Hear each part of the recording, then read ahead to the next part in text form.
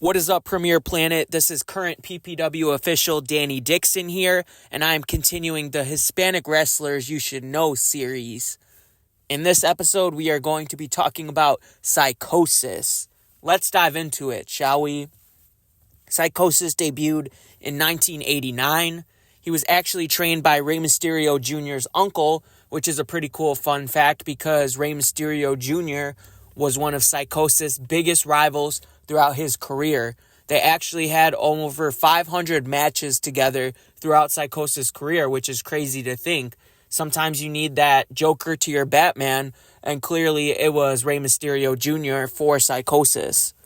He debuted in ECW in 1995, and that's where most American audiences were introduced to Psicosis, and he had a crazy match against Rey Mysterio Jr. at the Gangsta's Paradise pay-per-view. I just remember Rey Mysterio diving off the balcony. I'm not exactly sure if that was the same match, but nonetheless, it's worth a rewatch on Peacock. Search Gangsta's Paradise, Rey Mysterio versus Psicosis. Psicosis signed with WCW in 1996, and during his time in WCW, he was a former two-time Cruiserweight champion. He worked there until the year 2000 when WCW started going downhill and eventually defunct. He lost his mask to Billy Kidman, and he had to reveal his face for the first time to the American audience. Now, Lucha Libre tradition, your mask is basically like your pot of gold. Your mask represents more than just a character. Your mask is your identity. So when you lose a mask, it's really like the most deafening defeat, even more so than losing a championship. So Psicosis had to reinvent himself.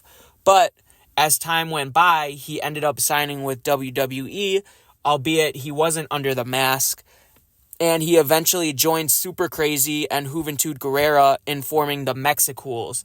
Now, if you remember the Mexicools, it was Super Crazy, Psicosis, Juventud Guerrera, and it was a very controversial at the time gimmick because they had all three of them come out on like a John Deere tractor, and it really leaned into some negative stereotypes pertaining to Hispanic culture that I'm not sure would fly in 2023 personally. Nonetheless, Psicosis definitely was a mainstay in the Cruiserweight division in both WWE and WCW. I just remember his matches with Rey Mysterio, and I remember how unique he looked with his mask on. You know, a lot of wrestlers, luchadors, if you may, they covered their mask. The mask covered their head, and they didn't show any of their hair. What Psicosis did, however, Psicosis had long hair, and his mask also let him breathe because he had long hair and it wasn't covering his whole face. So he just stood out as someone that was unique to me because he had that long hair and he had the horns in his mask. It was a really, really cool mask, if you will. I think it's one of the better Lucha Libre masks that I've seen.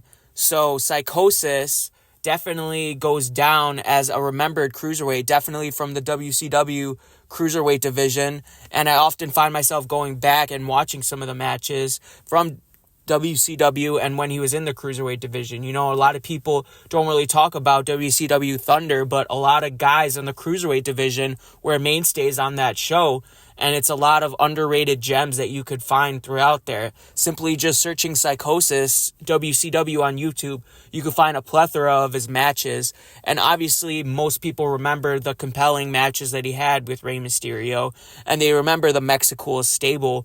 But Psicosis contributed so much, even in Mexico. You know, he had stints in AAA and CMLL, which are major promotions. So Psicosis definitely made a mark on the professional wrestling industry, and I think he should be talked about more, you know.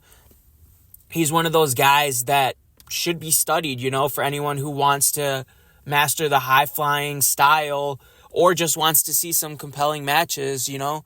I think that he definitely deserves his props this month. That's for sure, too. And I feel like, you know, everyone talks about Rey Mysterio. Everyone talks about Eddie Guerrero, among other cruiserweights. I think more respect should be put on Psicosis' name just because of his longevity, too. You know, he's been around in the business for quite a while. And I think it's time to revisit his matches. And a lot of the compelling storylines that he had in ECW, WCW, WWE, AAA, CMLL. In this day and age, too, with wrestling, things are becoming more available, you know? You can simply just search his name on YouTube, Daily Motion, whatever you may, and you could find plethora of matches. I'm sure there's playlists that someone compiled of just Psicosis matches to relive. And you learn something new every time you watch Psicosis, you know? It's not just wash, rinse, repeat. He was one of those guys where he knew he had a chip on his shoulder. The WCW Cruiserweight division in general had a massive chip on their shoulder, and so they went out every single night, every single match with the time slot that they were given, and they're like, okay, I'm going to go balls to the wall because I know that this is my opportunity to showcase what I have in front of an American audience, in front of a world audience, you know, because at that time, WCW had the major television deal. A lot of people were first introduced to Lucha Libre through WCW, so I definitely think Psicosis should be appreciated this month for his contributions to Lucha Libre, for his contributions to professional wrestling. Closing this one out, I just want to say, make sure you are subscribed to our YouTube channel. We are close to 50,000 subscribers. Just search Premier Pro Wrestling on YouTube. Make sure you are following us on Twitter at PremierPro_. Follow us on Instagram at Premier Pro Wrestling. Follow us on TikTok at Premier Pro Wrestling. Buy your favorite PPW Superstar shirts at Pro Wrestling Tees. Just search Premier Pro Wrestling on Pro Wrestling Tees.